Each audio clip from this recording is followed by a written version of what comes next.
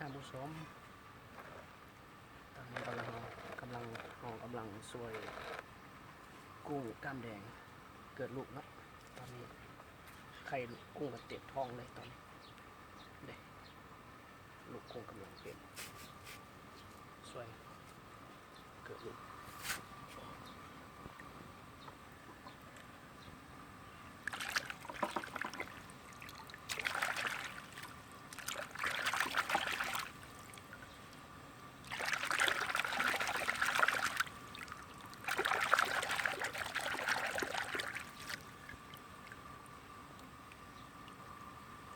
เต็มท้องเลยลูก